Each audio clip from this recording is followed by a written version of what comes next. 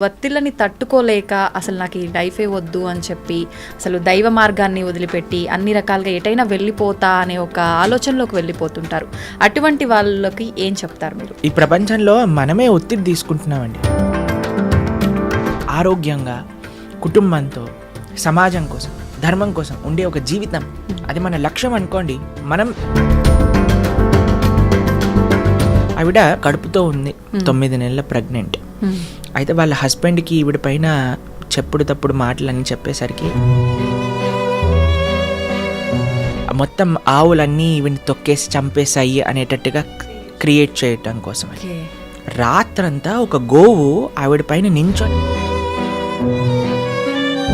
ప్రొద్దున లేసి ఆవిడ స్పృహకు వచ్చి చూసేసరికి మొత్తం ఒళ్ళంతా రక్తంతో నిండిపోయింది. ఆవిడ డెలివరీ అయిపోయింది అనమాట.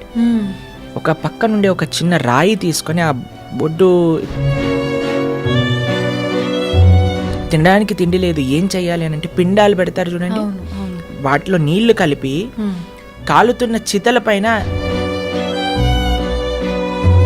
నా శరీరాన్ని ఎలాగైనా సరే ఆత్మహత్య ద్వారా త్యజిస్తాను అని ఒక చెట్టు దగ్గర ఊరేసుకోవాలి అని వెళ్ళిందనమాట. అయితే చెట్టు దగ్గర కూర్చున్నప్పుడు ఏ భర్త అయితే ఈవిడ్ని ఆ చావు పరిస్థితిలోకి తీసుకొచ్చారో ఆయన కనిపిస్తాడు రోడ్డు పైన పడిపోయి. ఆవిడ ఆయన్ని చేరదీస్తూ ఆ ఆర్ఫనేజ్లోనే జాయిన్ చేసుకుంటాడు. కానీ ఆయనకు ఒక విషయం చెప్తుంది. ఎలా వస్తుంది ప్రభుజీ అంత గొప్ప మనసు? ఆ గొప్ప మనసు రావాలి అని అంటే గీతా సారాంశం చాలా గొప్పది. నిజంగా ఆ సారాంశాన్ని తెలుసుకున్న వాళ్ళు ఈ లౌకిక విషయాల నుంచి, బంధాలు, ఈ వ్యామోహాలను వదులుకునే అవకాశం ఉంటుందంటారా? కర్మ బంధనాలు తప్పకుండా పోతాయి. కానీ ప్రభుజీ, భగవంతుని కోరిక కోరడం కరెక్టేనా? భగవంతుడు అని అంటే అన్ని తెలిసినవాడు. వాడికి మనం వెళ్ళి అయ్యా ఒక పిటిషన్ పెట్టుకొని నాకు ఇది కావాలి అని అడగాల్సిన అవసరం ఏముంది? నీకు నిజంగా భగవంతుడు ఉన్నాడు అనే నమ్మకం ఉంటే, ఒకవేళ విన్నవించుకోవాలి అని అనుకుంటే. భగవద్గీతలో ఇంద్రియాలపై వైరాగ్యాన్ని అలవర్చుకోవాలనే ఒక అంశం కూడా ఉందని చెప్పి అంటుంటారు. అది నిజమేనా? ఏ రకంగా ఉంది భగవద్గీతలో? విచ్చలవిడిగా ఇంద్రియాలను వదిలేసాం అనుకోండి, బాబేం చేస్తాయండి. నమస్కారం, వెల్కమ్ టు ఐ డ్రీమ్. ధర్మ మార్గం కార్యక్రమానికి స్వాగతం. నేను మీ విజిత. ప్రస్తుతం మనతో పాటు ఉన్నారు ఇస్కాన్ టెంపుల్ నుంచి ప్రణవానంద ప్రభుజీ. వారు ఎన్నో సందర్భాల్లో ఎన్నెన్నో మాటల ద్వారా మనందరికీ కూడా ప్రవచనాల రూపంలో అయితే ఏంటి, మాటల రూపంలో అయితే ఏంటి, చాలా మంచి విషయాలు తెలియజేస్తూ ఉంటారు. ఇప్పుడు ప్రస్తుతం నాతో పాటు ఉన్నారు ప్రభుజీ. వారితో మాట్లాడి మరిన్ని విషయాలు తెలుసుకునే ప్రయత్నం చేద్దాం. నమస్కారం ప్రభుజీ. నమస్కారం అండి. హరే కృష్ణ. హరే కృష్ణ ప్రభుజీ. ప్రభుజీ, చాలామంది జీవితంలో నిత్యం ఎన్నో ఇబ్బందులు వస్తుంటాయి, ఒత్తిళ్ళు వస్తుంటాయి. ఈ ఒత్తిళ్ళని తట్టుకోలేక అసలు నాకు ఈ లైఫే వద్దు అని చెప్పి అసలు దైవ మార్గాన్ని వదిలిపెట్టి అన్ని రకాలుగా ఎటైనా వెళ్ళిపోతా అనే ఒక ఆలోచనలోకి వెళ్ళిపోతుంటారు. అటువంటి వాళ్ళకి ఏం చెప్తారు మీరు? ఈ ప్రపంచంలో మనమే ఒత్తిడి తీసుకుంటున్నామండి. ఇప్పుడు మీకు ఇందాక మనం మాట్లాడుకుంటున్నందుకు ఎంత ఒత్తిడి మనం తీసుకోవాలో అది మన పైన ఉంటుంది. సంబడి ఈజ్ ఫోర్సింగ్ కూడా అనుకోండి. ఎవరైనా మనల్ని ఇంత ఒత్తిడి నువ్వు తీసుకోవాలి అని అంటే అప్పుడు మనం ఒక చాయిస్ చేసుకోవాలి. మీకు ఒక విషయం చెప్తాను. ఒక వీడియోలో మేము మాట్లాడాం, రాత్రి త్వరగా పడుకొని త్వరగా లేవటం వల్ల మీ ఆరోగ్యం బాగుంటుంది అని. అప్పుడు కొంతమంది అన్నారు, మరి నైట్ డ్యూటీ సంగతి ఏంటి అని. ఇప్పుడు చూడండి, మనకి ఆరోగ్యం కావాలా, మనకి ఏం కావాలి అని మనం ఫస్ట్ డిసైడ్ చేసుకోవాలి జీవితంలో. అరే, నాకు ఒక సుఖవంతమైన జీవితం కావాలి. సుఖవంతం అంటే హద్దులు ఆర్భాటాలు ఉండాల్సిన అవసరం లేదండి. మన కుటుంబంతో స్పెండ్ చేయడానికి మనకు సమయం ఉందా, మన ఆరోగ్యాన్ని మనం జాగ్రత్తగా చూసుకుంటున్నామా, ధర్మాన్ని చేయగలుగుతున్నామా, భక్తిని చేయగలుగుతున్నామా, ఒక సింపుల్ లైఫ్, ఏదైతే బ్యాలెన్స్డ్ లైఫ్, ఆరోగ్యంగా కుటుంబంతో సమాజం కోసం ధర్మం కోసం ఉండే ఒక జీవితం, అది మన లక్ష్యం అనుకోండి. మనం దానికి తగ్గట్టుగా ప్రయత్నం చేస్తాం. అవును. మనం ఏం చేస్తున్నాము అని అంటే ఒత్తిడి పెంచేసుకుంటున్నాం మన పైన. ఇప్పుడు ఇందాక మనం ఒక ఎగ్జాంపుల్ చెప్పాం, మన గ్రైండర్ తిరగటం. అప్పుడు ఏం చేసిందంటే, ఒకసారి మేము అలా చేస్తుంటే మా అమ్మగారు చెప్పారు, దాన్ని ఫస్ట్ పక్కన పెట్టు, కొద్దిసేపు వాడకు, చల్లారని, దాని తర్వాత మళ్ళీ గ్రైండ్ చేయి, అప్పుడు వస్తుంది. అప్పుడు ఫ్యాన్ వేసి చల్లార్చడానికి పెట్టేస్తాం, అదొకసారి చల్లార్చాక మళ్ళీ గ్రైండ్ చేసేస్తాం, అవును అంతే కదండి. అవును ప్రభుజీ. మనం ఎప్పుడైతే ఆ ఒత్తిడి అనేది మనం ఫీల్ అవుతామో we should take a break. Permanent break కాదండి. చాలా మంది అనుకుంటారు అయిపోయింది ఇంకా నా జీవితం వేస్ట్ అని. కాదు, ఒక టెంపరీ బ్రేక్ తీసుకో. ఒక దగ్గరికి వెళ్ళు, ఒక ఆశ్రమానికి వెళ్ళు, ఒక క్వైట్ ప్రదేశానికి వెళ్ళు, ఫోన్ కట్ చేసేయి, నీతో నువ్వు గడుపు, ఒక మెడిటేషన్ చెయ్యి, నామజపం చెయ్యి, ఒక ఆశ్రమానికి వెళ్ళి సేవ చెయ్యి. ఎప్పుడైతే నువ్వు ప్రపంచంలో ఉండే కష్టాలు ఎప్పుడైతే చూస్తావో, మా ఆశ్రమానికి వస్తే ప్రతిరోజు అక్కడ అన్నదానం జరుగుతుంది. అక్కడ ఎంత పూర్ పీపుల్ అంటే వాళ్ళు కేవలం నెల రోజులలో అన్నము ఒక పప్పు చేసుకుంటే వాళ్ళకి చాలా పెద్ద విషయం అన్నమాట. అలాంటి పేదరిక ఉన్న ప్రదేశానికి వెళ్ళి నువ్వు ఎప్పుడైతే వాళ్ళకి ప్రసాదం పెడతావో వాళ్ళు ఎంత ఆనందంగా ఆ కూర చూసి, ఆ చపాతీని చూసి, ఆ స్వీట్ చూసి వాళ్ళకి ఎంత ఆనందం ఇస్తారే, ఈరోజు ఇన్ని రకాలు వచ్చాయా అని చూసినప్పుడు మనకు అనిపిస్తారే నాకు తినడానికి ఎన్ని రకాలు తిన్నుంది, ఎంత ఆనందంగా నేను ఉన్నాను అని. వేరే వాళ్ళ దుఃఖాలు మనం చూసినప్పుడు మన దుఃఖాలు దాంట్లో చిన్నగా అయిపోతాయండి. నిజమే ప్రభుజీ. మనము ప్రతిదానికి జీవితాన్ని వదిలేయాలి అనే ఒక చాలా తప్పు ధోరణిలో ప్రపంచం వెళ్తుందండి. మాకు చాలా ఇన్స్పిరేషనల్గా మదర్ ఆఫ్ ది ఆర్ఫన్స్ అని ఒక లేడీ గురించి మహారాష్ట్రలో చెప్తారు. మీకు ఈ కథ చెప్పానా ఎప్పుడైనా? ఆవిడ్ని వాళ్ళ ఊర్లో ఉండే వాళ్ళందరూ కూడా అస్ట్రసైజ్ చేసి ఆమె పైన కొన్ని అభాండాలు వేస్తారనమాట. ఆవిడ కడుపుతో ఉంది, 9 నెలల ప్రెగ్నెంట్. అయితే వాళ్ళ హస్బెండ్కి ఈవిడ పైన చెప్పుడు తప్పుడు మాటలన్నీ చెప్పేసరికి వాళ్ళ అత్తగారు వాళ్ళందరూ కలిసి ఈమెను చంపేయాలి అని ప్రయత్నం చేసి చాలా కొట్టేసి కడుపు పైన తన్నేసి ఒక గోశాలలో పడేస్తారు. ఏమని అని అంటే మొత్తం ఆవులన్నీ ఈవిని తొక్కేసి చంపేసాయి అనేటట్టుగా క్రియేట్ చేయటం కోసం. అయితే ఆవిడ అలా పడిపోయి ఏడుస్తూ ఉండి రక్తస్రావం అయిపోతూ ఉంటే రాత్రంతా ఒక గోవు ఆవిడ పైన నించొని ఆవిడని కాపాడింది, వేరే ఆవులు వచ్చి ఏమి ఇబ్బంది పెట్టకుండా. ప్రొద్దున లేసి ఆవిడ స్పృహకు వచ్చి చూసేసరికి మొత్తం ఒళ్ళంతా రక్తంతో నిండిపోయింది. ఆవిడ డెలివరీ అయిపోయింది అనమాట. ఒక పక్క నుండి ఒక చిన్న రాయి తీసుకొని ఆ బొడ్డు ఉంటుంది కదా, దాన్ని రాయితో గీసి కట్ చేసేసింది ప్రయత్నం చేసి. ఆ చిన్న పిల్లవాడిని తీసుకుంది. ఎక్కడ ఉండడానికి జనాలు, ఎందుకంటే ఎవరైనా చూస్తే చంపేస్తారు ఈవిడ్ని. ఎందుకంటే అక్కడ ఉండే పెద్ద రౌడీలు వాళ్ళందరూ ఈవిడితో గొడవ పెట్టుకున్నారనమాట. అయితే ఇంటికా వెళ్ళలేదు, అత్తగారు మామగారు ఇంకా హస్బెండ్ అలా చేశారు. ఇటు బయట సమాజంలోకా వెళ్ళలేము, శ్మశానంలో ఉండటం ప్రారంభం చేసింది ఆ చిన్న బాబుతో. ఆవిడ ఏమనుకున్నదంటే తినడానికి తిండి లేదు, ఏం చెయ్యాలి అని అంటే పిండాలు పెడతారు చూడండి, వాటిలో నీళ్లు కలిపి కాలుతున్న చితల పైన చపాతీలు చేసుకొని తినింది బ్రతకడానికి. ఆవిడ అనుకున్నది, అరే నా జీవితం ఎందుకు, ఇంత కష్టాలు ఇంత అన్యాయం నా జీవితంలో నేను ఫేస్ చేశాను, నా శరీరాన్ని ఎలాగైనా సరే ఆత్మహత్య ద్వారా త్యజిస్తాను, ఎందుకంటే నాకు ఇంకా బ్రతికి నేను ఎవరి కోసం బ్రతకాలి అని ఒక చెట్టు దగ్గర ఊరేసుకోవాలి అని వెళ్ళిందనమాట. అయితే చెట్టు దగ్గర కూర్చున్నప్పుడు ఆవిడ బయట అంతా ఎండగా ఉంది, కానీ ఆవిడ కూర్చున్న ప్రదేశం మాత్రం చాలా చల్లగా ఉన్నదనమాట. ఎందుకు అని ఇలా పైకి చూసేసరికి చెట్టుపై నుంచి ఒక చెట్టు కొమ్మ వేలాడుతూ ఉన్నది. వేలాడుతూ ఉన్న చెట్టు కొమ్మ ఈవిడికి నీడని ఇంకా గాలినిస్తుందన్నమాట. చెట్టు నుంచి విరిగిపోయి పడిపోయింది ఆల్మోస్ట్, కానీ ఇలా వేలాడుతూ ఉన్నదన్నమాట.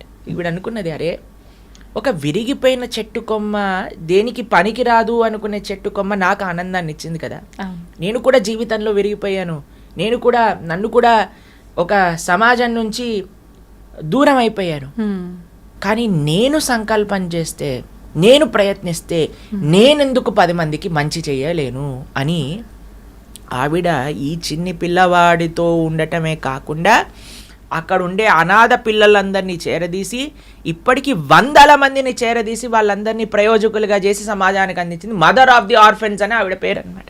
చూడండి, ఆమె ఇబ్బందుల నుంచి బయటికి వచ్చి తను బతకడమే కాకుండా నలుగురికి చేరువుగా. ఎందుకు అండి, ఎప్పుడైతే వేరే వాళ్ళ యొక్క కష్టాన్ని చూసిందో. అవును, మీకు విషయం ఆశ్చర్యకరమైన విషయం చెప్పనా.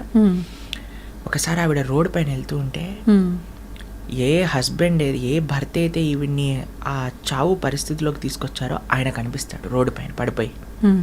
ఆవిడ ఆయన్ని చేరదీస్తుంది, ఆ ఆర్ఫనేజ్లోనే జాయిన్ చేసుకుంటాడు.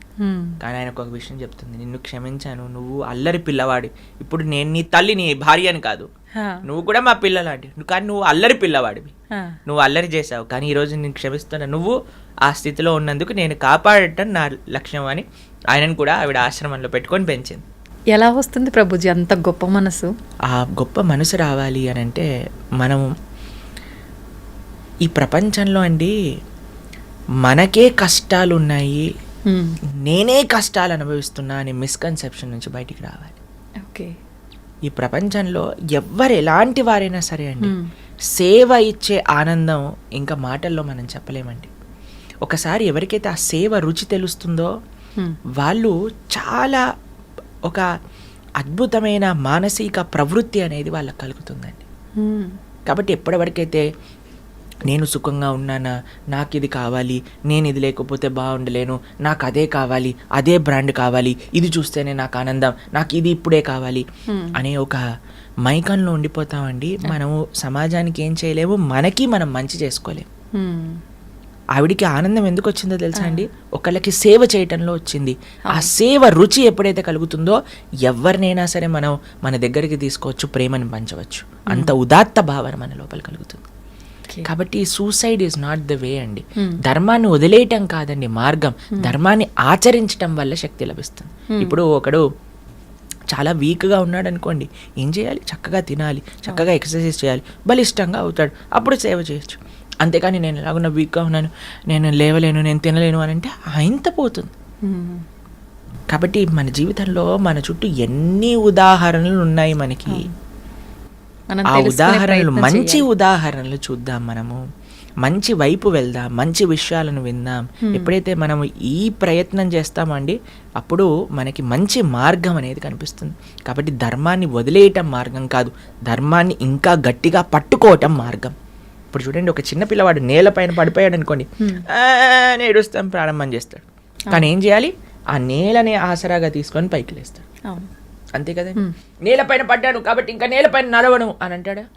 ఎక్కడ పోతాడు? నడవాల్సిందే, తప్పదు.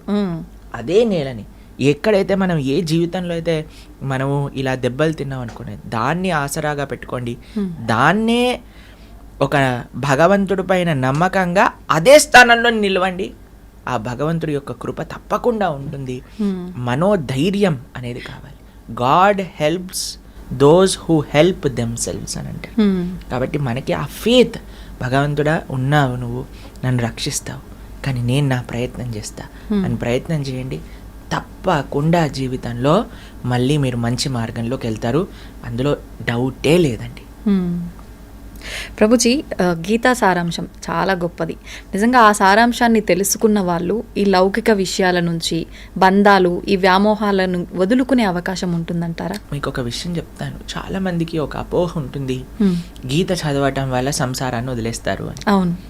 మీరు చూడండి, పాపం అర్జునుడు అదే అంటున్నాడు, అయ్యా నేను యుద్ధం చేయను, నేను సంసారాన్ని వదిలేస్తాను, నేను సాధు అయిపోతాను, నేను భిక్షాటన చేసి బ్రతుకుతాను, నేను అన్నిలోకి వెళ్ళిపోతాను. కృష్ణుడు అంటాడు, లేదయ్యా నువ్వు నీ కర్తవ్యాన్ని, నీ డ్యూటీని ఆచరించాల్సిందే, నువ్వు యుద్ధం చేయాల్సిందే. కానీ కృష్ణుడు చెప్పింది మామనుస్మర యుద్ధచ, నన్ను స్మరిస్తూ నువ్వు యుద్ధం చెయ్యి, నా కోసం, నా దిశానిర్దేశంలో నువ్వు ధర్మాన్ని ఆచరించు. ఇప్పుడు చూడండి, ఎవరైతే ధర్మాన్ని తెలుసుకుంటారో, ఎవరైతే గీత అర్థం చేసుకుంటారో, మీరు ఇంతకుముందు టేప్ రికార్డర్స్ చూసారండి? టేప్ రికార్డర్స్ చూసారా? టేప్ ఇలా తిరుగుతూ ఉంటుంది, 2 సర్కిల్స్ తిరుగుతూ ఉంటాయి. ఒక సర్కిల్ ఏమో టేప్ వదిలేస్తూ ఉంటుంది, ఇంకో సర్కిల్కి ఏమో టేప్ చుట్టుకుంటూ ఉంటుంది. అవును ప్రభుజీ. ఈ ప్రపంచంలో ధర్మం తెలియని వాడేంటి అని అంటే ఆ టేప్ చుట్టుకుని ఇంకా ఇంకా కర్మ బంధనంలో మునిగిపోతూ ఉన్నాడు. కానీ గీత సారాంశం ఎవరైతే అర్థం చేసుకున్నారో ఆ టేప్ విడుదలైపోతూ ఉంటుందన్నమాట ఆయన దగ్గర నుంచి. కానీ ఆ 2 తిరుగుతూనే ఉన్నాయి. ఈ ప్రపంచంలో 2 వ్యక్తులు ఉంటారు, ఒకడు కర్మబంధనంలో చిక్కుకుపోతూ ఉంటాడు, ఒక కర్మబంధనం నుంచి విడుదలైతూ ఉంటాడు. అసలు చెయ్యాల్సిందేంటి, ఎందుకు చెయ్యాలి, ఎలా చెయ్యాలి అని తెలుస్తుంది గీత అర్థం చేసుకునేవాడు.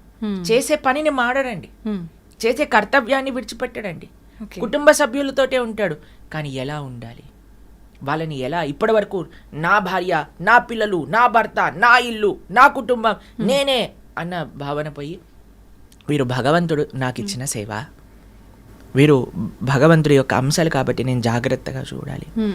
భగవంతుడిని ఎవరైతే అర్థం చేసుకుంటారో, గీతను ఎవరైతే అర్థం చేసుకుంటారో అండి, వాళ్ళ జీవితం ఎంత అద్భుతమైన మార్పు చెందుతుంది అంటే సంబంధాలు, ఆరోగ్యం, సమాజంతో ఉండే ఒక రిలేషన్షిప్, బాధ్యతలు, వ్యక్తిగత ఆలోచనలు అన్నీ కూడా పరివర్తన చెందుతాయండి. ఒక పాజిటివ్ వేలో పరివర్తన చెందుతాయి. ఒక మంచి వైపు మనం అర్థం చేసుకోగలుగుతాం. మీరు అన్నారు కర్మ బంధనాలు తప్పకుండా పోతాయి, కానీ ఆ బాంధవ్యం పోదు. ఆ బాంధవ్యాన్ని ఎలా చూడాలో అర్థమవుతుంది. ఓకే, ఇప్పటి వరకు నా ఎంజాయ్మెంట్ కోసం అనుకునే అరే కృష్ణుడి యొక్క సేవ, ఈ రెండే మారేవండి. ఇది గీతా సారాంశం. ఓకే, కానీ ప్రతి ఒక్కరూ ఇందాక మీరు చెప్పినట్టుగా స్పిరిచువల్ లైఫ్కి అలవాటు పడితే ఖచ్చితంగా వీటి నుంచి విముక్తి పొందాలి, ఈ ఆలోచనలోనే ఎక్కువగా ఉంటుంటారు. తప్పేమీ లేదు, అన్ని బాధ్యతలు నిర్వర్తిస్తూనే మనం భగవంతుడి మనసులో ఉండే భావన, మనసులో ఇన్నటి వరకు ఇది నాది అని అనుకున్నా, కానీ ఈరోజు ఇది కృష్ణుడిది, నేను సేవకుణ్ణి అనే భావన రావాలి. ఓకే ప్రభుజీ, ఇప్పుడు గీతా సారాంశం గురించి తెలుసుకోవాలన్నా, పారాయణం చేయాలన్నా కూడా వద్దు ఈ సందర్భంలో అనే సమయాలు కానీ పరిస్థితులు కానీ ఏమైనా ఉన్నాయా? ఒక మంచి ఆఫర్ వచ్చారనుకోండి, మీకు ఈరోజు ఈ 1,00,000 రూపాయల చీర పైన 99% ఆఫర్ అంటే, ఇది ఆషాఢం కాదు కదా, వద్దులే నేను కొనుక్కోను అంటారా మీరు? అసలు ఏమంటారు, వీడేదో తిన్నరోడ్లా ఉన్నాడు, ఏంటి అకేషన్ లేకపోయినా ఆఫర్ పెట్టాడు, పదండి కొనుక్కుందాం అంటారు. అంతేనా అండి? అంతే. ఒక 1,00,00,000 రూపాయల వస్తువు మీకు 10 రూపాయలు ఇస్తాను అని అంటే ఎంత ఇంతూజియాస్టిక్గా పరిగెత్తాలండి. అవును. కాబట్టి గీత మనుషుణ్ణి ఉద్ధరించే ఒక శాస్త్రం. అది కాలాతీతం. ఎప్పుడు ఏ సమయంలోనైనా సరే ఎవరైతే మనిషి మంచి మార్గంలోకి వెళ్ళాలి, నాకు మంచి విషయాలు తెలుసుకొని నేను జీవితంలో మారాలి అని అనుకున్న మరుక్షణం గీత చదవచ్చు. వాటికి ఏ సమయము ప్రాతిబంధిక లేదు. మన మనసులో ఆలోచన రావాలంతే, రావాలి. వచ్చింది అంటే భగవంతుడి యొక్క కృప ఉండాలంటే. సమయం లేదు, ఏం లేదు, చక్కగా కూర్చోండి ఎక్కడైనా సరే. నిన్న మేము ఫ్లైట్లో వస్తున్నాం అనమాట, విశాఖపట్నంలో రామనారాయణము అనే ఒక ప్రదేశంలో, విజయనగరంలో జరిగింది. రామాయణం పట్ల 3 రోజులు ఒక కాన్క్లేవ్ చేశారనమాట.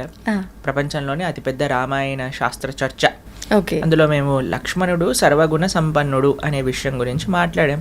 సాయంత్రం పూట వస్తున్నప్పుడు నా పక్కన కూర్చున్నారు ఒక ఆయన. ఆయన అన్నారు, ప్రభుజీ మాకు గీత చదవాలని ఉంది, ఏదైనా నియమాలు ఉన్నాయా? కిందే కూర్చోవాలి, ఈ సమయంలోనే చదవాలి. మేము ఎక్కడైనా మేము వెంటనే మా ఫోన్లో చూపించాం. అప్పుడు మేము 3rd చాప్టర్ భగవద్గీత చదువుతున్నాం అనమాట.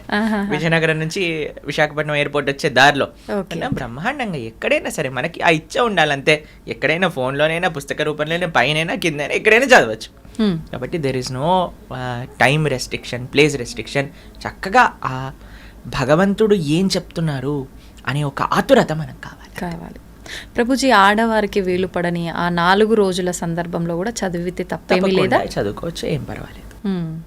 ఓకే, నిజంగా చాలా మందిలో ఈ డౌట్ ఎక్కువగా ఉంటుంది. ప్రభుజీ, శ్రీకృష్ణుడు అనగానే ఆయన లీలలతో పాటు ఆయన ధరించిన నెమలి పింఛము, ఆయన చేతిలో ఉన్న పిల్లన గ్రోవి, ఫ్లూట్, ఇవి ప్రతి ఒక్కరూ గుర్తు చేసుకుంటారు. ఏంటి ఇవి ధరించడం వెనకాల ఆంతర్యం ఏమైనా ఉందంటారా? చూడండి, ఒక్కొక్క భగవానుడి యొక్క చేతిలో ఒక్కొక్క ఆయుధాలు చూస్తూ ఉంటాము. త్రిశూలం ఉంటుంది, లేదా సుదర్శనం ఉంటుంది, కానీ శ్రీకృష్ణుడు బాణం ఉంటుంది, అన్నీ ఉంటాయి. కానీ భగవంతుడు మాత్రం ఫ్లూట్ పట్టుకున్నాడు అనమాట. వీటితో ఏం పని లేదు. ఆయన జస్ట్ హీఈస్ అ చార్మర్ అనమాట. సర్వాకర్షతీతి కృష్ణ అని అంటారు. అందరినీ ఆకర్షించే స్వభావం కలిగిన వాడు శ్రీకృష్ణ భగవానుడు. వర్గాపీఠం నటవరవపూ కర్ణయోర్కర్ణికారం బిభ్రద్భాసత్ కనకకపిశం వైజయంతీం చమాలాం రంధ్రాన్ వేణురదరసుదయా పూరయన్ గోపవృందే బృందారణ్యం స్వపదరమణం ప్రావిశద్గీత కీర్తి. ఆయన ఎప్పుడు ఫ్లూట్ వాయిస్తూ ఉంటారు. కృష్ణుడు బృందావనంలో ఫ్లూట్ వాయిస్తుంటే యమునా నది, పారే యమునా నది రాయిలా అయిపోయేది అనమాట. రాళ్ళేమో అవి జలపాతాలుగా పారటం స్టార్ట్ చేసేవి. అంటే ఆయన ఫ్లూట్ యొక్క మాధుర్యత ఎంతది అని అంటే, ఆయన నించుండే ఆ రాయి కరిగిపోయి ఆయన పాద చిహ్నములు పడిపోయాయి అనమాట ఆ రాయిపై. ఎప్పుడైతే శ్రీకృష్ణ భగవానుడు గోవర్ధనుడిని ఎత్తారో, తన యొక్క ఎడమ చేతి చిటికని వేలిపైన ఆ స్నేహితులందరూ ఒకటే కంగారులో వస్తారు, కృష్ణ ఫ్లూట్ వాయించ, కృష్ణ ఫ్లూట్ వాయించ, కృష్ణ ఎందుకురా ఎందుకు వాయించద్దు అంటున్నారు అని అంటే, అరే మనం ఫారెస్ట్లో ఆడుకోవడానికి వెళ్ళినప్పుడు నువ్వు ఫ్లూట్ వాయించేటప్పుడు ఆ రాళ్ళన్నీ కరిగిపోయేవి, ఇప్పుడు ఇంత పెద్ద గోవర్ధనం కరిగిపోయింది అనుకోండి, మనందరం ఇక్కడే ఉండిపోతాము, మనందరి పైన ఒక సమాధి వచ్చేస్తుంది, నువ్వు ఫ్లూట్ వాయించటమా పువ్వు అని అంటారు అనమాట.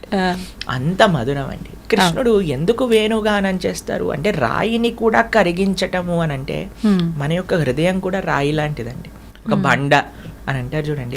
మన హృదయం కూడా చాలా కఠినం అయిపోయింది. మీరు చూడండి, రాయి లోపలికి నీళ్ళు ఇంకమండి, కానీ ఒక స్పాంజ్ ఉందనుకోండి, స్పాంజ్ నీళ్ళలో పెట్టంగానే మొత్తం పీల్ చేసుకుంటాం. అవును. ఎవరి అయితే హృదయం కఠినంగా ఉంటుందో వారికి భక్తి రసం అనేది కలగదండి. ఆ భగవంతుడి పట్ల అంటే భక్తులు మాట్లాడే మాటల పట్ల, అరే వీళ్ళేంటి ఇంత మైకంలో ఉన్నారు, వీళ్ళేంటి ఆ కృష్ణుడి గురించి ఇలా అంటున్నారు అలా అంటున్నారు, కృష్ణుడు భక్తి అది ఇది అంటున్నారు, ఆ ఆస్వాదన రాదు. ఎందుకంటే భక్తి అనేది రసము వంటిది. ఆ రసము పీల్చుకోవాలి అని అంటే మన హృదయం కఠినంగా ఉండకూడదు, మన హృదయం ఒక స్పాంజ్ లా ఉండాలి. మరి కఠినమైన హృదయం నుంచి స్పాంజ్ అవ్వాలి అని అంటే ఏం చేయాలి? వేణుగానం, కృష్ణుడి యొక్క వేణుగానం అని అంటే భగవంతుడి యొక్క మాటలు, భగవంతుడి యొక్క వాక్కులు ఒక సుందరమైన శబ్ద రూపంలో వచ్చాయి. అవే శాస్త్రములు, అదే గీత, అదే భాగవతం, అదే రామాయణం. దాన్ని ఎప్పుడైతే మనం వింటామో కఠినమైన హృదయం కూడా స్పాంజ్లా మారిపోతుంది. అలానే భగవంతుడి యొక్క అధరామృతం, ఒకటి భగవంతుడి యొక్క నోటి నుంచి రెండు వస్తాయండి. ఒకటి మాటలు, రెండు ఆయన ఉచ్చిష్టం అంటే ప్రసాద్. ఓకే. మన జీవితంలో ప్రతిరోజు కూడా మనం భగవత్ ప్రసాదాన్ని స్వీకరించగలిగితే, సాత్వికమైన ఆహారాన్ని ఇంట్లో తయారు చేసుకొని భగవంతుడికి నివేదన చేసుకొని స్వీకరించగలిగితే ఆ కఠినమైన హృదయం అనేది కోమలం అవుతుంది. అయితే ప్రభుజీ అంటుంటారు కదా పెద్దవాళ్ళు, అన్నిటికీ ఎమోషనల్గా ఉండొద్దు, గుండెని రాయి చేసుకోవాలి, అప్పుడైతేనే అన్ని పరిస్థితుల్ని తట్టుకోగలుగుతారు, అన్నిటినీ తట్టుకునేటట్టు మొండిగా తయారవ్వాలి అని చెప్పి, దాని గురించి ఏమంటారు? భౌతికమైన విషయములలో మొండిగా ఉండాలి, ఆధ్యాత్మికమైన విషయములలో స్పాంజ్లా ఉండాలి. ఓకే. మనము దానికి క్వైట్ ఆపోజిట్ చేస్తున్నాం. అవును. ఆధ్యాత్మికమైన విషయములలో బండలా ఉంటున్నాం, భౌతికమైన విషయంలో స్పాంజ్లా ఉంటున్నాం. వీడా మాట అన్నాడు, ఆవిడ మాట అన్నది, ఈయన ఇలా చేశాడు, ఆయన అలా చేశాడు, అన్ని హృదయంలో పెట్టుకున్నాం. ఏ రోజు, ఏ తారీఖు, ఎప్పుడు, ఏ మాట అన్నది అని మొత్తం లిస్టుతో చెప్పి. ఎందుకు? ఎందుకంటే మనం ఈ భౌతికమైన ప్రపంచంలో ఉండే ప్రతి వస్తువుని కూడా సోక్ చేసుకుంటున్నాము. కానీ భగవంతుడి దగ్గరకు వచ్చేసరికి కఠినంగా కథ అంతే, ఆయనకి నాకు సంబంధం అయిపోయింది. మనం చెప్పేది రివర్స్. భౌతికంగా మీరు అన్న విషయంలో, భౌతికమైన ప్రపంచంలో కఠినంగా ఉండండి. అందులో మీరు ఫస్ట్ ప్రశ్న ఏమన్నారండి? ఈ ప్రపంచంలో ఉండే ఒత్తిళ్ల వల్ల మొత్తం వదిలేయాలనుకుంటున్నారు. ఎందుకు? మీరు భౌతికతలో స్పాంజ్లా ఉన్నారు. భౌతికతలో బండ అవ్వండి, ఆధ్యాత్మికతలో స్పాంజ్ అవ్వండి. ఇదే సొల్యూషన్. ప్రభుజీ, భగవంతుని కోరిక కోరడం కరెక్టేనా? కోరికతో భగవంతుని ఆరాధించడం కరెక్టేనా? నిజంగా కోరిక కోరాలంటే ఎలా కోరుకోవాలి? భగవంతుడికి ఇప్పుడు ఎవరికి తెలియని వాడు అనుకోండి అడగచ్చు, అన్ని తెలిసిన వాడిని మీరేం అడుగుతారండి? కరెక్టే. మన గురించి అన్నీ తెలిసిన వ్యక్తికి అడగటం ఎందుకండి? ఎన్నిసార్లు అడుగుతాం? భగవంతుడికి తెలియదా? భగవంతుడు అని అంటే అన్ని తెలిసిన వాడు, వాడికి మనం వెళ్ళి అయ్యా ఒక పిటిషన్ పెట్టుకొని నాకు ఇది కావాలి అని అడగాల్సిన అవసరం ఏముంది? నీకు నిజంగా భగవంతుడు ఉన్నాడు అనే నమ్మకం ఉంటే. భగవంతుడు లేడు అని నమ్మకపోతే అసలు కోరిక ఎలా కోరుకుంటాం ప్రభుజీ? ఉన్నాడని నమ్మకం, ఉన్నాడు అని నమ్మకం ఉంటే. భగవంతుడు అని అంటే అన్ని తెలిసిన వాడే కదా. మళ్ళీ నువ్వు స్పెషల్గా వెళ్ళి నాకు ఈ కోరిక ఇవ్వు, నాకు ఇది కావాలి అని అడగాల్సిన తండ్రి అయినా. ప్రహ్లాదుడిని నరసింహస్వామి అడిగాడు, అయ్యా ఏదైనా కోరిక కోరుకో, నాకేం వద్దండి. లేదు కోరుకోవాల్సిందే, నాకేం వద్దండి. లేదు కోరుకోవాల్సిందే అని అంటే ప్రహ్లాదుడు అన్నాడు, అబ్బా ఇంత తెలివిగా ఆలోచిస్తున్నావు, కోరికలు ఇచ్చి నువ్వు తప్పించుకుందాం అనుకుంటున్నావా? నరసింహ, నాకు కోరికలొద్దు, నాకు నువ్వు కావాలి. అయ్యా నేను ఎలాగనో నీ వాడినే అయ్యా, నేను నీ కోసమే వచ్చాను, నీతోటే ఉంటాను, కానీ కోరిక కోరుకో. చూడండి భక్తుడిని, ప్రహ్లాదుడు ఎంత చిన్న పిల్లవాడు, 5 సంవత్సరాల పిల్లవాడు. కౌమారాత్ ఆచరేత్ ప్రాజ్ఞో ధర్మాన్ భాగవతానిహ. అంతా 5 సంవత్సరాల పిల్లవాడికి తెలుసండి కోరిక అవసరం లేదు భగవంతుడిని కోరుకోవడానికి. మనం భగవంతుడు కావాలి అని కోరుకోవాలి, కానీ ఈ కోరిక ఆ కోరిక మనకు అవసరం లేదు. స్వామి చేస్తాడు, మనము ఆయన దగ్గర పిల్లవాడిలా ఉంటే చేస్తాడు. కానీ నాకు తెలుసు, నాకేది మంచి, నేను అడిగిందే కావాలి అని అంటే నీకు భక్తి ఎక్కడ ఉంది? భక్తియే లేదు. భక్తి ఉన్నవాడు ఎన్నడూ కోరిక అడగడండి. భక్తి లేనివాడు మాత్రమే కోరిక అడుగుతాడు. ఆ అహైతుకి అప్రతిహత యయాత్మ సుప్రసీదతే. భగవంతుడి నుంచి ఆశించకూడదు. భగవంతుడికి పూర్తి నమ్మకం ఉండాలంటే స్వామి నువ్వేం చేసినా నాకు మంచి చేస్తావు.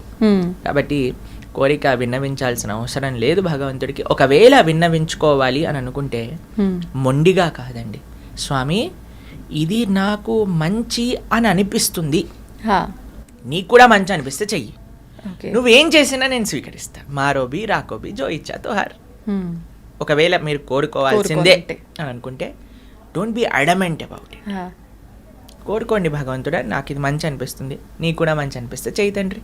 లేదు అని అంటే నువ్వు చెయ్యకపోయినా ఎందుకు చెయ్యలేదు అని అర్థం చేసుకునే శక్తిని నాకు ఇవ్వు అని భగవంతుడికి ప్రార్థించాలి.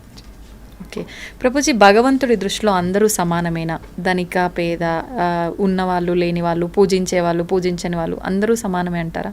వ్యాధశ్చాచరణం ధ్రువశ్చ వయః విద్యా గజేంద్రశ్చ క కుబ్జాయాం కుమునామరూపమధికం కిం తత్ సుధామోధనం వంశక్కో విదురస్య యాదవపతేరుగ్రస్య కిం పౌరుషం భక్త్యా తుష్టతి నహి గుణైర్భక్తి ప్రియో మాధవః. శాస్త్రం చెప్తుందండి, వ్యాధశ్చాచరణం ధ్రువశ్చ వయః. ధ్రువుడు చిన్ని పిల్లవాడండి, 5 సంవత్సరాల పిల్లవాడు. అటువంటి పిల్లవాడు తపస్సు చేసిన భగవంతుడు వచ్చాడు. చూడండి, అనంతకోటి బ్రహ్మాండ నాయకుడు ఒక పిల్లవాడి కోసం ఎందుకు రావాలండి? అయినా సరే ధ్రువుడు కోసం వచ్చాడు స్వామి. ధ్రువశ్చ వయః విద్యా గజేంద్రశ్చ క. గజేంద్రుడికి ఏమైనా విద్య ఉందా అండి? ఒక ఏనుగు. అయినా సరే గజేంద్రుడు ప్రార్థన చేశాడని వచ్చాడు భగవంతుడు. విద్యా గజేంద్రస్య క కుబ్జాయాం కిమునామరూపమధికం. కుబ్జ అనే ఒక స్త్రీ, అష్టవంకర్లు కలిగిన కూని అంటారు. ఏదో అందమైన రుక్మిణీ దేవి, చాలా రుక్మిణీదేవి యొక్క అందం చూసి అందరు కళ్ళు తిరిగి కింద పడిపోయేవారట. అటువంటి వాటిని కృష్ణుడు పెళ్లి చేసుకున్నాడు అని అంటే కుబ్జ ఒక అష్టవంకర్లు కలిగిన ఒక కూని. అటువంటి కుబ్జకి కూడా భగవంతుడు కృపనిచ్చాడు కదా మథురలో. ఆయనకు అందంతో సంబంధమా చెప్పండి? లేదు. కుబ్జాయాం కిము నామ రూపమధికం కిం తత్ సుధామోధనం. సుధాముడు కుచేలుడు తన దోతీలలో 100 నాట్లు ఉండేవి ఆయనకి. కృష్ణుడి దగ్గరికి తీసుకెళ్ళడానికి ఏమీ లేకపోతే ఆయన కొన్ని అటుకులు పాపము ఒక చిన్న సంచిలో కట్టుకొని వేలాడి తీసుకొని వచ్చాడు ఆయన దగ్గరికి. ఈయనేమో ద్వారకకి అధిపతి, 16,108 సువర్ణ భవనములతో ఉండే ఒక సామ్రాజ్యాధిపతి శ్రీకృష్ణ భగవానుడు. కానీ చూసాడా అండి ఈయన ఏం బ్రాండెడ్ క్లోత్స్ వేసుకోవట్లేదు, ఈజ్ నాట్ అలౌడ్ కాదు కదండి. సుధాముని కూర్చోబెట్టి తన పాదాలను ప్రక్షాళన చేసి రుక్మిణీదేవి శిరస్సు పైన జల్లి ఆయన జల్లుకొని చామరం చేస్తుంది రుక్మిణీదేవి. రాఘవత్వేద్ భవేత్ సీత రుక్మిణీ కృష్ణ జన్మని, సాక్షాత్తుగా మహాలక్ష్మి సుధాముడికి కుచేలుడికి చామరం చేస్తుంది. భగవంతుడు ఏమన్నా తారతమ్యం చూశాడా అండి? లేదు. వంశక్కో విదురస్య యాదవపతేర్ ఉగ్రస్య కిం పౌరుషం. మీరు చూసారనుకోండి, దుర్యోధనుడు కృష్ణుడి కోసమని 100 రకాలు తయారు చేసి పెట్టాడండి. అలా ఆయన ముందు నుంచి వెళ్ళిపోయాడు. విదురుడు, దాసీపుత్రుడైన విదురు దగ్గరికి వెళ్ళిపోయాడు. వాళ్ళ ఇంట్లో అట్టి పండ్లే ఉన్నాయండి కృష్ణుడు వెళ్ళిన సమయానికి. పాపం ఆయన త్వరలో ఆయన నర్వస్ అయిపోయాడు కృష్ణుని చూస్తూ. ఆ అట్టి పండ్లను తీసి బయటపడేశాడు. తొక్క తీసి పక్కన పెట్టి అట్టిపండు ఇవ్వాలి కదండి, అట్టిపండు పక్కన పెట్టేసి తొక్కనిచ్చాడు కృష్ణుడికి. కృష్ణుడు అలా తొక్కలను తినేస్తున్నాడు. ఆయన ఆనందంతో ప్రేమతో కృష్ణుడు వచ్చాడా, మా ఇంటికి వచ్చాడా అని అట్టిపండు తీస్తున్నాడు, పక్కన పడేస్తున్నాడు, తొక్క తీస్తున్నాడు, కృష్ణుడికి ఇస్తున్నాడు. కృష్ణుడు తొక్కలను తినేస్తున్నాడు. అంటే ఈయన భగవంతుని చూసిన ధ్యాసలో అలా చేస్తున్నాడా? ఆయన ఆ ఆనందంతో, ఆ షాక్ లో. ఓకే. కానీ కృష్ణుడికి తెలిసి ఆయన తొక్కిస్తున్నాడు, ఆయన తినేస్తున్నాడు కృష్ణుడు. అంత ప్రేమ తన భక్తుడు అంటే. పత్రం పుష్పం బలంతో యోమే భక్త ప్రయశ్చతి. ఆయనకి ఏం పట్టింపు ఉండదండి. ఈ ధనవంతులు ఏదో 300 రూపాయల దర్శనంలో వెళ్ళొచ్చు, కానీ వాళ్ళు దగ్గరకు వచ్చారని వాళ్ళపైన ఎక్కువ కృప ఉంటుందని కాదండి. భగవంతుడు ఎవరిని చూడాలో వాడిని చూస్తాడు. ఓకే. భగవంతుడికి పేద ధనికము ఇలాంటి తారతములు లేవు. వ్యాధశ్చాచరణం ధ్రువశ్చ వయః విద్యా గజేంద్రశ్చ క కుబ్జాయాం కిము నామ రూపమధికం కిం తత్ సుధామోదనం వంశక్కో విదురస్య యాదవపతేరుగ్రస్య కిం పౌరుషం భక్త్యా తుష్టతి నహి గుణైర్. కృష్ణుడికి భక్తి తప్ప ఇంకా ఏ గుణమో ఆయన చూడడు. ఆయన పట్ల ప్రేమ ఉంటే చాలు, ఆయన స్వీకరిస్తాడు. భక్త్యా తుష్టతి నహి గుణైర్. నువ్వు పేదనా, నీకు డబ్బులున్నాయా, నువ్వు చదువుకున్నవాడివా లేవా, నువ్వు ఏ వర్ణం చెందినవాడివి, ఆ ప్రస్తావనే భగవంతుడికి అవసరం లేదు. ఎవడు ధార్మికంగా ఉంటాడో, ఎవడు భగవంతుడి పట్ల నిష్ట కలిగి ఉంటాడో వాడిని భక్త్యా తుష్టతి నహి గుణైర్ భక్తి ప్రియో మాధవ. భగవంతుడు కావాల్సింది భక్తి ప్రేమ అంతే, ఇంకా ఏది కాదు. ఓకే, అంటే భగవంతుడు భక్తి ఉన్న వాళ్ళని ఖచ్చితంగా చేరదీస్తాడు, భక్తి లేని వాళ్ళని ఆయనపై భక్తి కలిగించే విధంగా చేసే ప్రయత్నం. ఈ ప్రయత్నం ఏంటండి స్వామి చేసిన ప్రయత్నం? ఇంతమంది సాధువులకి ఇన్ని విషయాలు, ఇన్ని ఇంటర్వ్యూలు, ఇన్ని ప్రోగ్రాంలు, ఇన్ని శ్లోకాలు, ఇన్ని ప్రవచనాలు, ఇన్ని గుళ్ళు, ఇన్ని గోపురాలు, ఇన్ని ఉత్సవాలు, ఇన్ని పండగలు, ఇన్ని పుష్కరాలు, ఇవన్నీ ఎందుకు భగవంతుడు చేశాడు అని అంటే అసలు ఆయన అవతార ప్రయోజనమే కదండి. అయ్యో పాపం వీళ్ళు గుర్తుపెట్టుకోవట్లేదయ్యా నన్ను, అందుకే ఒక్కొక్క అవతారాన్ని తీసుకొని స్వామి అయ్యా ఇలా రా, ఇలా చెయ్యి, ఇలా చెయ్యి, ఇక్కడ వస్తే నీకు అలా ఉంటుంది అని పాపం అన్నిసార్లు చేస్తున్నారు. ఎందుకు ప్రయత్నం చేయట్లేదు అనుకుంటారండి భగవంతుడు? ఇది భగవంతుడి ప్రయత్నమే. మనం ఈరోజు మాట్లాడేది ఈ విషయాలు మీ ప్రేక్షకులకి తెలపటం శ్రీకృష్ణ భగవానుడి యొక్క సంకల్పం. అది అదే ఎవరైనా సరే మంచి విషయాలు తెలుసుకొని మారుతారేమో అని భగవంతుడి సంకల్పం, అంతే అండి. ఓకే, కాబట్టి భగవంతుడు సాయశక్తులా ప్రయత్నం చేస్తున్నారు, మనం రెసిప్రొకేట్ చేసుకోవట్లేదు, మనము ఆయన చెప్పిన విషయాలను వినట్లేదు. అది మన తప్పు, భగవంతుడు తప్పు కాదండి. ఓకే, అంటే భగవంతుడు ప్రతి ఒక్కరికి ఒక అవకాశం ఇస్తాడు అని చెప్పి మారడానికి ఇన్ని రకాలుగా చూస్తున్నాడు. అవకాశం కాదండి, 100 అవకాశాలు ఇచ్చారు. God gives gives gives and forgives, we get get get and forget అని అంటారు. భగవంతుడు ఇస్తూనే ఉన్నాడు, ఇస్తూనే ఉన్నాడు, ఇస్తూనే ఉన్నాడు, ఇస్తూనే ఉన్నాడు, ఇచ్చి ఇచ్చి ఇచ్చి క్షమిస్తున్నాడు. మనం తీసుకొని తీసుకొని తీసుకొని తీసుకొని మర్చిపోతున్నాం. అది మన నిజం. భగవంతుడు అందరి పట్ల కృప. ఒక తప్పిపోయిన పిల్లవాడు ఇంటికి వస్తున్నాడంటే తండ్రికి ఎందుకు ప్రేమగా ఉండదండి? ఉంటుంది. కాబట్టి మనందరం తప్పిపోయిన పిల్లలం. భగవంతుని తెలుసుకుందాం, భగవంతుడి వైపు ప్రయాణం చేద్దాం. ఓకే ప్రభుజీ, కృష్ణుడు భగవద్గీతను పాండవులలో ఒకరైన అర్జున్కి బోధించాడు, అది మనందరం కూడా వింటుంటాము. మరి ఎందుకు కౌరవులకి బోధించలేదు? వాళ్ళకు వినే అర్హత లేదా? అసలు రీజన్ ఏంటి? కృష్ణ భగవానుడు ఈ విషయాన్ని చెప్పారు, భక్తోసిమే సఖా చేతి, నువ్వు నా యొక్క భక్తుడివి, నా యొక్క ఫ్రెండ్వి, నీకు ఎటువంటి అసూయ లేదు, నీకు ప్రేమ నిష్ఠ ఉన్నది కాబట్టి అర్జున నీకు చెప్తున్నాను అని అన్నారు. అటువైపు కౌరవులు చూసారనుకోండి, వాళ్ళు ఎప్పుడు అసూయ, ద్వేషము, ఈర్ష, ఒక రకమైన గ్రీడ్ అని అంటారు, లోభంతో కూడుకున్న వాళ్ళు.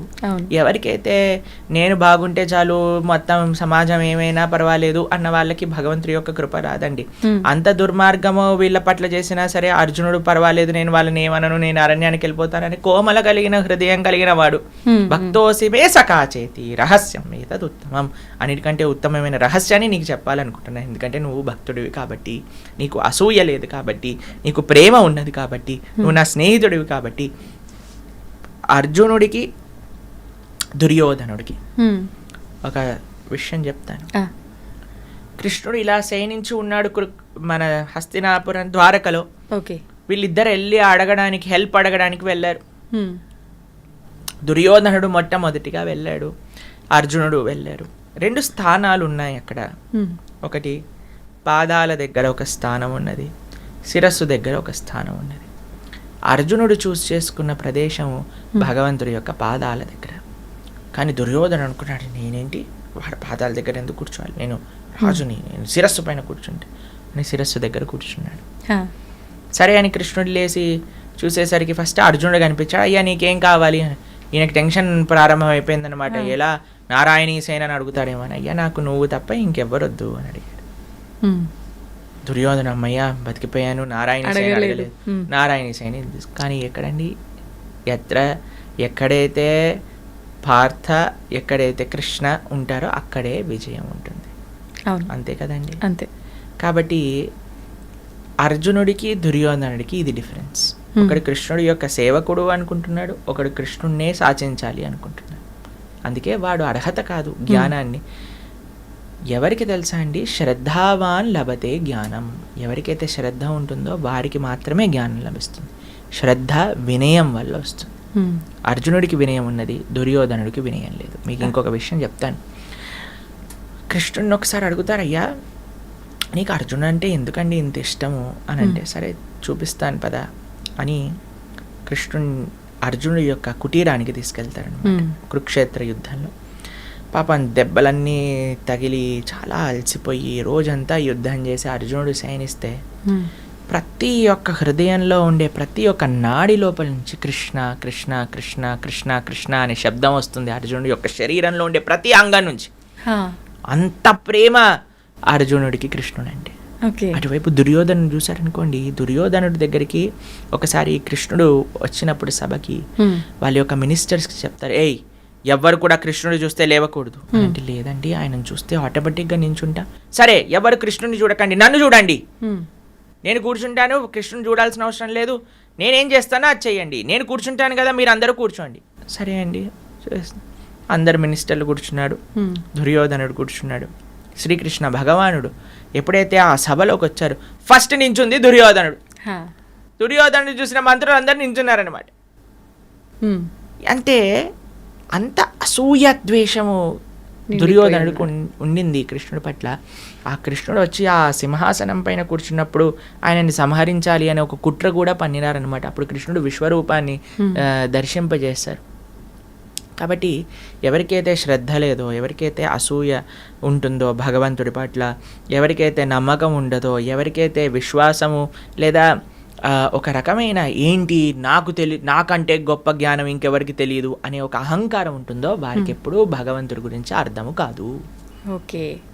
ఎవరికైతే వినయం ఉంటుందో, ఎవరికైతే శ్రద్ధ ఉంటుందో, ఎవరికైతే ప్రేమ ఉంటుందో భగవంతుడు అంటే వారికి తప్పకుండా అదే అర్జునుడు స్వీకరించగలిగాడు, దుర్యోధనాదులు స్వీకరించలేకపోయారు. ఓకే ప్రభుజీ, భగవంతుడిపై ఉండే భక్తి ఒక భగవంతుడి రూపంలోనే మనం చూపించాలా, లేదంటే కొంతమంది మా ఇంట్లో పర్సన్ అన్నట్టుగా ఫీల్ అయ్యి ఆయనకు సేవ చేసుకుంటూ ఉంటారు? అఖిల రస అమృత మూర్తి అని అంటారు కృష్ణుడు. ముఖ్యంగా 5 రసములు భగవంతుడితో, అంటే 5 రకములైన సంబంధములు మనం భగవంతుడితో పొందొచ్చండి. చాలా ఉన్నాయనుకోండి, 5 ముఖ్యమైనది. ఒకటి శాంత భావము అని అంటే, సరే భగవంతుడు ఉన్నాడు నమస్కారం. దాని తర్వాత దాస్య భావన, అంటే భగవంతుడు స్వామి, నేను స్వామి యొక్క సేవకుని, దాస్య భావన అంటారు. హనుమకి రామచంద్రుడి పట్ల ఉన్నట్టుగా దాస్య భావన, ఎప్పుడూ కైమోర్చి భగవంతుడిని సేవిస్తూ ఉంటారండి. దాని తర్వాత ఒక రకమైన సంబంధం ఏంటంటే సఖా భావన అంటారు. భగవంతుడిని ఫ్రెండ్గా, భక్తోసిమే సఖా చేతి, సఖా అంటే ఫ్రెండ్. అర్జునుడికి కృష్ణుడికి ఒక ఫ్రెండ్షిప్ ఉండింది అనమాట, అది ఒక రకమైన సంబంధం. తర్వాత ఇంకొక భావన ఏమిటి అని అంటే వాత్సల్య భావన అని అంటారు. భగవంతుడిని పిల్లవాడిలా, మనం తల్లిదండ్రులుగా భగవంతుడిని పిల్లవాడిగా సేవించుకోవటం. అరే లడ్డు గోపాల్ ప్రొద్దున్నే లేపటం, స్నానాలు చేయించడం, నైవేద్యాలు పెట్టడం, స్వెటర్లు వేయటం, పడుకోబెట్టడం, మచ్చర్దాని అంటే చక్కగా మనం దోమతెర వేయటం, ఫ్యాన్ పెట్టడం, ఏసీ పెట్టడం, అది చిన్న పిల్లవాడిని జాగ్రత్తగా చూసుకోవాలి అని ఒక భావన. ఇంకొకటి మాధుర్య భావన అంటారు. భగవంతుడిని ఒక భర్తగా, ఒక ఒక ఏమంటాం ఒక ప్రియుడుగా స్వీకరించడం మాధుర్య భావన. అలా గోపికలందరూ కూడా ఆ విధంగా భగవంతుని ఆరాధన చేశారు. యశోదాదులందరూ కూడా కృష్ణుని చిన్న పిల్లవాడిగా తాము చూసుకునే వాళ్ళగా ఆరాధన చేశారు. కృష్ణుడి యొక్క ఫ్రెండ్స్ అందరూ సఖా భావనతో ఆరాధన చేశారు. హనుమ లాంటి భక్తులందరూ కూడా దాస్య భావనతో ఆరాధన చేశారు. కాబట్టి ఏ రకం ఎవరు ఏమనుకున్నా సరే ఆయన స్వీకరిస్తారండి. ఆయనకి ఆ శక్తి ఉన్నది కృష్ణుడి దగ్గర. కాబట్టి మనము ఆ రకమైన ఒక కోరిక, ఒక ప్రేమ భగవంతుడి పట్ల పెంచుకోవాలంతే. నిజంగా చెప్పాలంటే భగవంతుడికి భగవంతుడుగా చూడటం కంటే ఇలాంటి ప్రేమ సంబంధములతో చూడటమే ఇష్టం. ఇంకా ఆయనకు దగ్గర అవకాశం ఎక్కువగా ఉంటుంది, ఇంకా దగ్గర అయ్యే అవకాశం. కానీ ఆ స్థితిలోకి వెళ్ళే ముందు మనం భగవంతుడి యొక్క తత్వం ఏంటో తెలుసుకోవాలి, మన సాధన బాగుండాలి. కొంతమంది ఇప్పుడు ఏదో ఆర్టిఫిషియల్గా ఇది నేను కృష్ణుడి యొక్క భార్యని, లేదా నేను కృష్ణుడికి తల్లిని అని ఏ సాధన లేకుండా, ఏ రకమైన గురూపదేశం లేకుండా, ఏ రకమైన సాంప్రదాయ జ్ఞానం లేకుండా కూడా చాలా మంది ఇలా చేస్తున్నారు. అలా ఉండకూడదు. మన సాధన, మన సాంప్రదాయము, మన ఆచరణ, మన ఉపదేశము, గురువు, సాధు, శాస్త్ర వీళ్ళందరినీ మనం అధ్యయనం చేసినప్పుడు మనకి ఎన్నడో ఒక రోజు భగవత్ అనుగ్రహం కలిగినప్పుడు ఆ రకమైన సంబంధం భగవంతుడితో ఏర్పడుతుంది. ఓకే ప్రభుజీ, మన ఇంద్రియాలు మన అదుపులో ఉండాలి అని చెప్పి అంటుంటారు. భగవద్గీత ద్వారా మనం ఎన్నో మంచి విషయాలు తెలుసుకున్నాం. అయితే ముఖ్యంగా భగవద్గీతలో ఇంద్రియాలపై వైరాగ్యాన్ని అలవర్చుకోవాలనే ఒక అంశం కూడా ఉందని చెప్పి అంటుంటారు. అది నిజమేనా? ఏ రకంగా ఉంది భగవద్గీత? అంతే కదండి, విచ్చలవిడిగా ఇంద్రియాలను వదిలేసాం అనుకోండి, అవి ఏం చేస్తాయంటే మనల్ని లాగుతూ, ఒక గుర్రము అదుపు తప్పిన గుర్రం ఏం చేస్తుందండి, ఈడ్చుకోబోతుంది. అంతే కదండి. ఇప్పుడు మీరు చూస్తుంటారు కేరళలో ఏనుగులతో ఉత్సవాలు జరుగుతూ ఉంటాయి. కానీ కొన్ని పిచ్చెక్కి ఎక్కిన ఏనుగులు ఉంటాయి, కొన్ని మతం ఎక్కిన అంటారు చూడండి, అప్పుడు అవి ఏం చేస్తాయంటే ఈడిచేస్తాయి జనాల్ని, చిన్న భిన్నం చేసేస్తాయి. అలానే మన ఇంద్రియాలకు ఎప్పుడైతే విచ్చలవిడితనం ఇస్తామో, ఎప్పుడైతే ఆ పగ్గాలు ఉంటాయి కదా అవి ఎప్పుడైతే వదిలేస్తారో అది పారిపోతూ ఉంటుంది, మనల్ని ఈడ్చేస్తూ ఉంటుంది. అందుకే మనకి ఇంద్రియ నిగ్రహము అనేది అవసరం. ఆ పగ్గాలు మన చేతుల్లో ఉండాలి, ఆ కంట్రోల్ అని అంటారు. ఇది ఎట్లా వస్తుంది అంటే అభ్యాసేనతు కౌంతేయ వైరాగ్యేన చ దృశ్యతే, ప్రాక్టీస్ అండ్ డిటాచ్మెంట్. ఈ రెండిటి ద్వారా ఎప్పుడైతే మనం చేస్తాం, కృష్ణుడు ఇంకొక ఉదాహరణ ఇస్తారు. ఎలా అయితే తాబేలు ఎప్పుడైతే ఆపద చూస్తుందో వెంటనే లోపలికి వెళ్ళిపోతుంది, ఒక షెల్ ఉంటుంది, అప్పుడు దాన్ని ఏం చేయలేరు తాబేల్ని, అవునా కాదు? అలా మనం ఎప్పుడైతే ఇంద్రియ భోగములు ఉంటాయో అప్పుడు మనం నిగ్రహించుకోవాలి అని చెప్తారు కృష్ణుడు. ప్లస్ ఇంకొక విషయం ఏంటంటే ఇంద్రియ నిగ్రహం అనేది అంత ఈజీ విషయం కాదండి, మెల్లమెల్లగా అలవాటు చేసుకుంటూ ఉండాలి. అందులో మొట్టమొదటి స్టెప్ ఏంటంటే పోస్ట్ పోనింగ్ అని అంటారు. మనసు ఇప్పుడు నీకు అడిగిందని, మనల్ని ఇప్పుడు చెప్పిందని, ఇప్పుడు మాకు గొంతు సహకరించట్లేదు మాట్లాడడానికి, కానీ మేము ప్రయత్నం చేస్తున్నాం మాట్లాడడానికి, కానీ మా మనసు అనుకోండి ఐస్ క్రీమ్ తిని ఇప్పుడు చాలా బాగుంది, ఐస్ క్రీమ్ కావాలి. నాకు తెలుసు అరే నా గొంతు బాగాలేదు, కానీ మనసు అంటుంది పర్వాలేదులే ట్యాబ్లెట్లు వేసుకుంటున్నావు కదా ఐస్ క్రీమ్ తిను. సరేలే ఎలానో ట్యాబ్లెట్ వేసుకుంటున్నాను కదా, డాక్టర్ చెప్పారు కదా 5 రూపాయలు పోతుంది, సరే ఐస్ క్రీమ్ కొనుక్కొని తినేసాను అనుకోండి, అప్పుడు ఏమవుతుంది, ఇంకెక్కువ ఇబ్బంది. మనసు ఏం చేస్తుంది తెలుసా అండి, మనసు అమ్మయ్యా వీడు నా మాట విన్నాడు అంటే, నేను చెప్పింది వీడికి తప్పని తెలిసినా చేస్తున్నాడు అంటే వీడు నా మంచి శిష్యుడుగా తయారయ్యాడు, కాబట్టి ఇప్పుడు వీడితో ఆడుకుంటా అని ఒకదాని తర్వాత ఆర్డర్ చేయటం ప్రారంభం చేస్తుంది. మనసు చేస్తుంది కదా, ఈ ఇంద్రియం, కళ్ళు అంటే ఇది చూపించు, చేతులు అంటే అది చేయించు, పాదాలంటే అటెళ్ళు అని మొత్తం మనల్ని 4 వైపులకి కూడా ఈడ్చేస్తూ ఉంటాయి. మీకు విషయం చెప్తాను, చేపకి సముద్రంలో చాలా తిండి ఉంటుందండి, చాలా ఉంటుంది, సముద్రంలో లేనిది ఏముందండి. కానీ ఆ జాలరి ఒక నెట్ లోపల వేసే ఒక చిన్న క్రిమి కోసం నోటిని కంట్రోల్ చేసుకోక వస్తుంది, పట్టుబడుతుంది, శరీరాన్ని విడిచేస్తుంది. కరెక్ట్. ఒక మిడుగుడు పురుగు అంటే లైట్ పురుగు అంటారు చూడండి, అవి దీపం కాంతి ప్రకాశం, అరే ఎంత బాగుంది ప్రకాశం అని ఆ ప్రకాశం దగ్గరికి రావడానికి ప్రయత్నం చేస్తాయి, 2 రెక్కలు కాలిపోతాయి, కింద పడిపోతుంది, శరీరాన్ని విడిచిపెట్టేస్తుంది. ఒక ఏనుగు, ఒక వేటగాడు ఒక ఆడ ఏనుగు ఒక రూపంలో గడ్డితో తయారు చేసి కిందంతా కూడా తవ్వేసి ఈ ఏనుగుని పైన పెడతాడు. ఆడ ఏనుగు దగ్గరికి వెళ్ళాలి అనే త్వరలో ఈ మొగ ఏనుగు ఆ గుంతలో పడిపోతుంది, దంతములు పెకలించి శరీరాన్ని ఆ ఏనుగుని సంహరించి తోలుని తీసుకొని వెళ్ళిపోతాడు వేటగాడు. ఒక స్పర్శ అనే ఇంద్రియాన్ని నిగ్రహించుకోలేక ఏనుగు తన జీవితాన్ని పాడు చేసేసుకుంది. ఒక జింక, వేటగాడు చాలా స్వీట్గా మొరలి వాయించేసరికి పరిగెత్తుతూ ఎక్కడి నుంచి ఈ స్వీట్ సౌండ్ వస్తుంది అని ఎక్కడైతే వేటగాడు ఉన్నాడో వాడి దగ్గరికి వెళ్ళి కూర్చొని పట్టేసుకొని తీసేసుకుంటాడు. కస్తూరి మృగము అని ఉంటుంది, యాక్చువల్గా తన సొంత పొట్టలో నుంచి కస్తూరి వాసన వస్తుందన్నమాట. ఆ వాసన ఎక్కడుంది అని తిరిగి శక్తిని మొత్తం ఇది చేసి నిర్జీవింపబై కింద పడిపోతుంది. ఎవరో ఒకళ్ళు వచ్చేసి దాన్ని పట్టేసుకొని వెళ్ళిపోతారు. ఒక్కొక్క ఇంద్రియాన్ని నిగ్రహించుకోక ఒక్కొక్క జాతియే మనకి నశిస్తూ కనిపిస్తుంది, కానీ మానవుడి దగ్గర 5 ఇంద్రియములు కూడా కంట్రోల్లో లేవు. ఎంత విశేషమైన ప్రమాదం చెప్పండి. కాబట్టి మన ఇంద్రియములు మనము నిగ్రహించుకోవాలి అని అంటే మనతో అవ్వని పని అండి.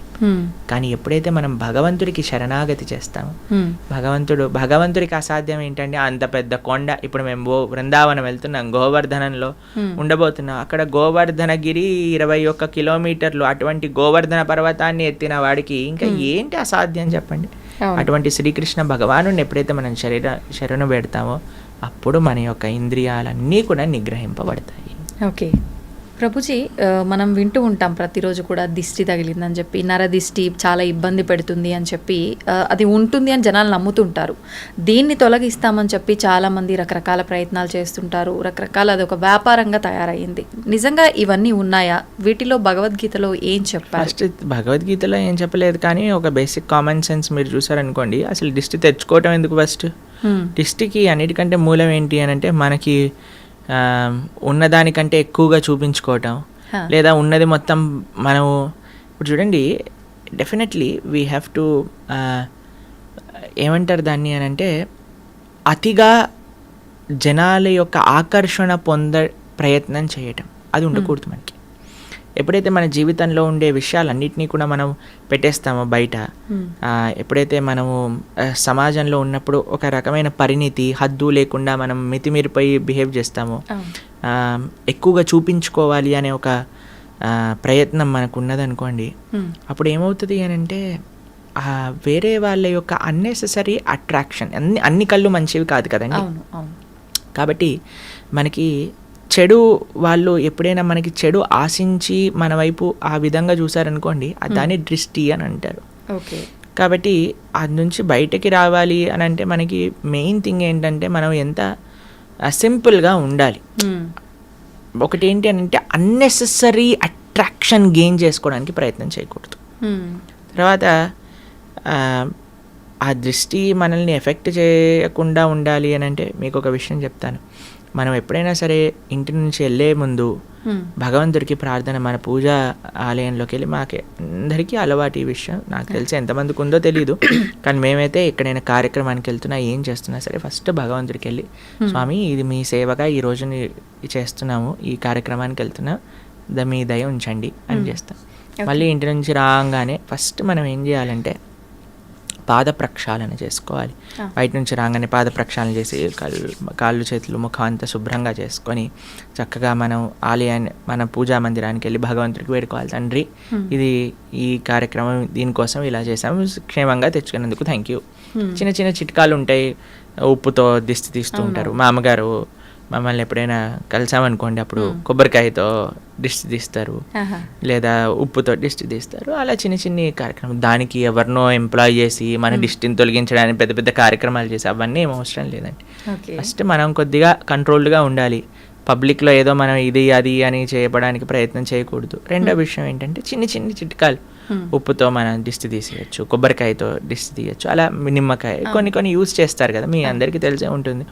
కాబట్టి ఆ విధంగా మనం దిష్టి తీసుకునే ప్రయత్నం చేయాలి డెఫినెట్లీ. ఎందుకంటే అన్నీ కూడా పాజిటివ్ ఐస్ అనేవి ఉండవు, నెగిటివ్ ఐస్ కూడా ఉంటాయి, కాబట్టి జాగ్రత్తగా ఉండాలి. ఓకే.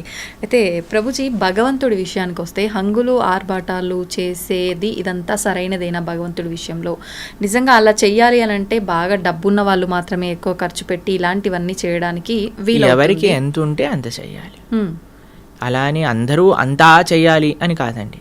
ఎవరికి ఎంతలో చేయగలుగుతారు భగవంతుడి యొక్క సేవ, అలా చేయడానికి మనం ప్రయత్నం చేయాలండి. స్వామి యొక్క సేవ, స్వామికి ఏమి నువ్వు 1,00,000 రూపాయలు ఖర్చు పెట్టకపోతే నా పూజ అవ్వదు అని ఆయన ఏం పెట్టుకోలేదండి. స్వామికి అలాంటి రూల్స్ ఏం లేవు. ఉన్నవాడికి ఉన్నంత. ఆయన ఎక్కడికైనా సరే, ఎంత స్వరూపంలోనైనా సరే ఆయన ఒదిగి ఉండగలిగిన ప్రేమ కలిగిన వాడు భగవంతుడు. మనకి ఎన్నో ఉదాహరణలు మన శాస్త్రంలో చూస్తాం. వెంకటేశ్వర స్వామి అంత అనంత కోటి బ్రహ్మాండ నాయకుడు, అంత ఐశ్వర్యం ఉన్న వ్యక్తి కూడా మట్టి కుండలో ప్రసాదం పెరగన్నం తింటాడు. తన యొక్క భక్తుడు, పేద భక్తుడికి ఆయన ఇచ్చిన గౌరవం అటువంటిది. కాబట్టి స్వామికి ఏమీ హద్దులు ఆర్భాటాలతో సంబంధం లేదండి. కానీ మిగతావన్నీ హద్దులు ఆర్భాటాలు చేసి భగవంతుడికి ఒక్కటే హద్దులు ఆర్భాటాలు చేయకపోవటం తప్పు. ఓకే, అర్థమైందా మీకు? కాబట్టి భగవంతుడి దగ్గరికి వచ్చేసరికి ఎందుకు అవసరం అని మిగతావన్నీ ఎక్స్ట్రావగెంట్గా చేశారనుకోండి, అది తప్పు అవుతుంది. కానీ మనకి ఉన్నంత ప్రేమతో భగవంతుడికి పత్రం పుష్పం ఫయం తోయం యోమే భక్తా ప్రయశ్చతి, ప్రేమతో ఎంత చేసినా ఆయన స్వీకరిస్తాడు. ఓకే ప్రభుజీ, చాలామంది చూస్తుంటాం, ఒక కోరిక కోరుకోవడము, కొద్ది రోజులు ఒక దేవుణ్ణి పూజించటము, తర్వాత వాళ్ళు అనుకున్నది నెరవేరకపోతే ఆటోమేటిక్గా వేరే దేవుడి సైడ్ మారిపోవడము, ఎవరైనా అంటే సోషల్ మీడియాలో ఒక దేవుడి గురించి ఎక్కువ ప్రత్యేకంగా చూపించడం వల్ల ఆ దేవుడికి అట్రాక్ట్ అయిపోయి అటు మారిపోవడము, ఇలా రకరకాలుగా చూస్తుంటాం. నిజంగా దేవుళ్ళని మార్చడం అనేది కరెక్టే అంటారా? మనకి ఇవన్నీ ఎందుకు వస్తుంది అని అంటే, నా కోరిక తీరాలి అనే ఒక భావన ఉంది కాబట్టి. ఆ కోరిక నుంచి ఫస్ట్ ఆ మెంటాలిటీ నుంచి బయటికి రావాలి. భగవంతుడికి ఇప్పుడు చూడండి, ఒక దగ్గర ఒక చిన్ని పిల్ల చాలా అల్లరి చేస్తుంది అనమాట. వాళ్ళమ్మ పాట్ అని ఒక చంపమైన స్లాప్ చేసిందనమాట. ఆ చిన్ని పిల్ల అని ఏడుస్తూ మళ్ళీ వాళ్ళ అమ్మని పట్టుకుంది. ఏం చేయాలి, వాళ్ళ అమ్మని వదిలేసి వెళ్ళిపోవాలి. కానీ ఆ పిల్ల అలా కాదు, అని ఏడుస్తూ వాళ్ళ అమ్మని పట్టుకుంది. అప్పుడు అయ్యో అని వాళ్ళ అమ్మ ఇదే చేసి మళ్ళీ కలిసిపోయి వెళ్ళిపోయారు అనమాట. ఆశ్రమంలో మేము చూసాం ఈ సిచ్యువేషన్. కాబట్టి భగవంతుడు ఏం చేసినా సరే ఆయననే మనం ఆశ్రయించాలి. అందుకే కదా నాకు ఈ కోరిక తీరితేనే ఈ నిన్నట్టు లేకపోతే లేనట్టు అని మతాలు కూడా మార్చేస్తున్నారు కదా జనాలు. ఎంత అన్యాయం చూడండి, మతాన్ని మార్చేసుకుంటున్నారు. దేనికోసం?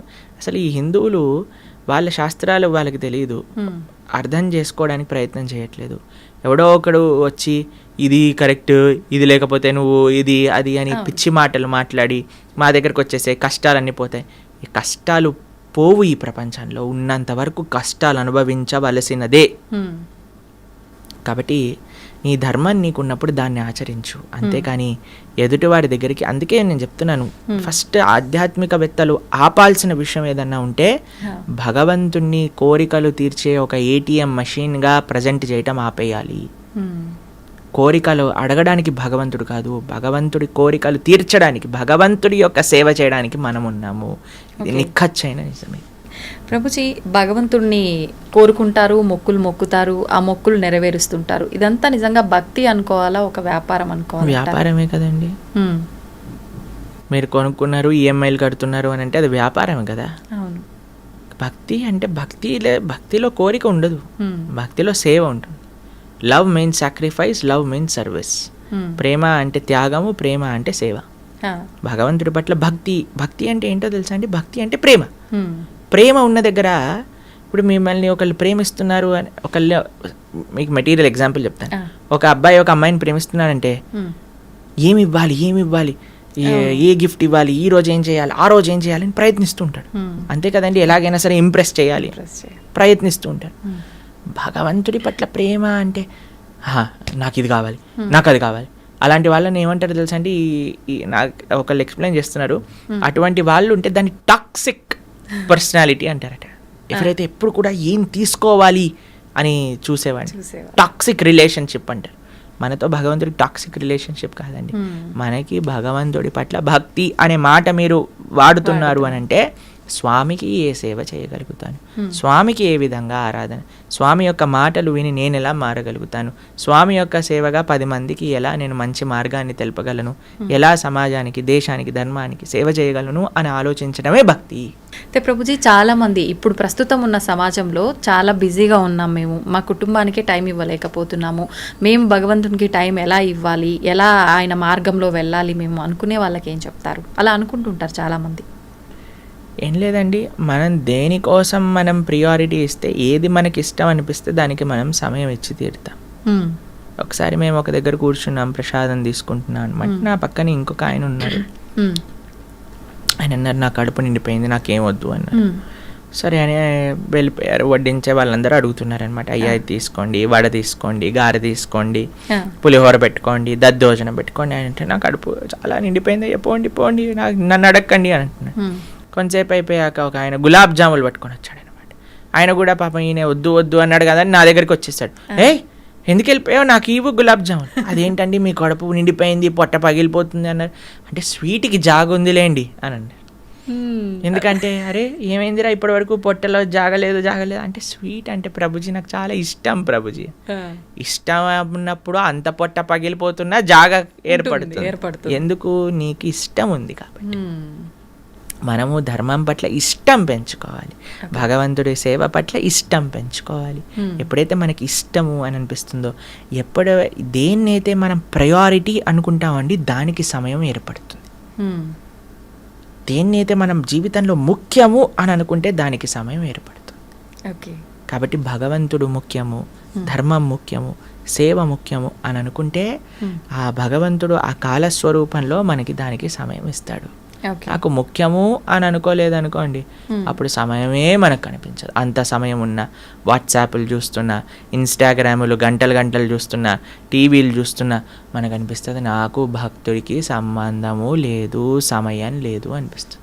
కానీ ఎప్పుడైతే నాకు అది ప్రియారిటీ అవుతుందో అప్పుడు ఎంతైనా సరే మనం దర్శించవచ్చు, చూడవచ్చు అన్నమాట. ఓకే. థ్యాంక్ యూ ప్రభుజీ, నిజంగా చాలా మంచి విషయాలు తెలియజేశారు, అద్భుతమైన సమాచారాన్ని మాకు అందించారు. మళ్ళీ మరొక మంచి ఎపిసోడ్లో తప్పకుండా మీతో మాట్లాడి మంచి మంచి విషయాలు తెలుసుకునే ప్రయత్నం అయితే చేస్తాను.